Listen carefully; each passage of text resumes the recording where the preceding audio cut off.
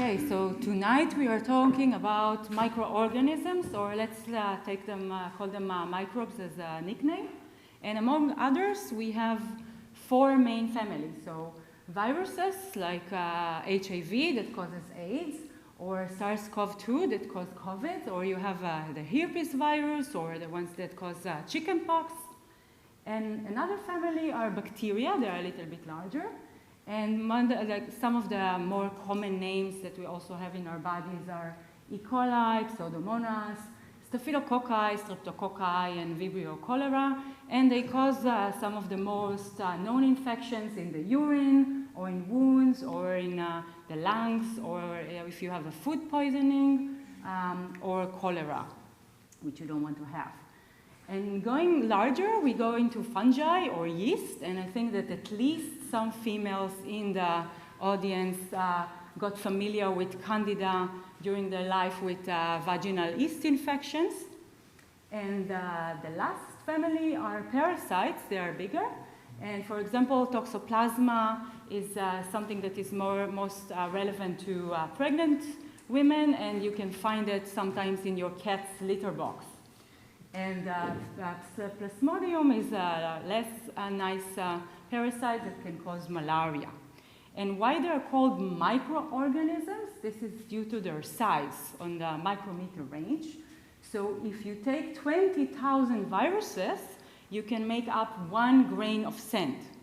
And bacteria are larger than that, but you still need 1,000. And in comparison to a human cell, so a human cell is about 10 times larger than a bacteria, but you still need 100 of those to make up 1 grain of sand. So they are really small, and you cannot see them with your eyes usually. But microbes are basically everywhere, if you see them or not. They're in the sea, they're in the land, they're in the air. And a lot of them are in our bodies, and we actually have more microbial cells in our body than human cells.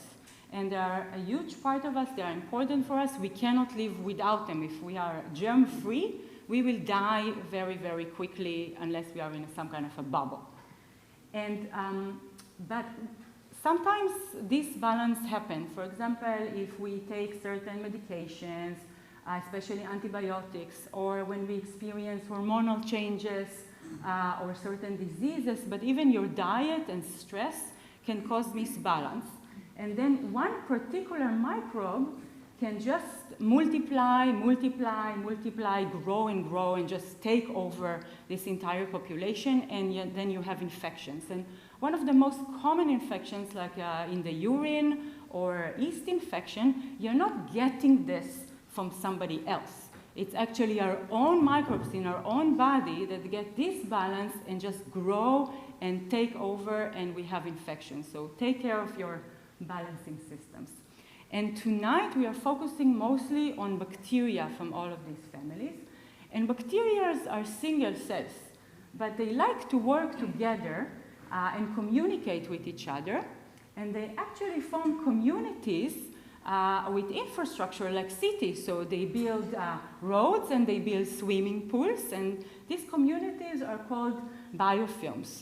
And they talk to each other, and you can imagine them building channels to bring the food to inside of the biofilm, and they make this slimy, very, very sticky matrix, and they attach to surfaces, and you just cannot get rid of them. But they're not necessarily all bad, because they are part of our natural environment. You see them everywhere, even if you didn't realize that you see them. But sometimes you see them where you don't want to see them, for example, in your sink or in pipes. And now imagine the pipes underneath hospitals with all the bacteria of the hospital and all the antibiotics of the hospital going to one place, and then you have superbugs that wash to sea. So this is something that you don't want.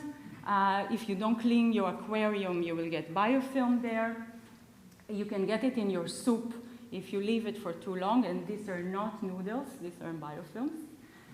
And the entire industry of food processing, like the dairy industry, they have a huge biofilm problem. And it's not just health related. For example, in the sea, if you want to build fish farms, you cannot really do it in open sea. Or in boats, or Lufthansa complains about their airplanes being full of biofilms. They are basically everywhere. And they pose an issue. It's an economical big issue. And even in your home, where the hot water are in your boilers, so if you think about conserving energy and reducing the temperature in your boilers, maybe you should not do it, because then some bacteria can grow biofilm in your boiler and you get it in your shower. So this have a lot of consequences on our daily life, and the estimation today is that worldwide the cost of biofilm is 5 trillion euros each year. So you can appreciate the meaning of it. In our bodies, we can also have biofilms. Some of them are good. For example, they can protect our teeth. But if they grow too much, like, maybe you don't want this. And one of the biggest problems is chronic wounds. If you have biofilm in a wound, you cannot treat it with antibiotic. You have to surgically remove it.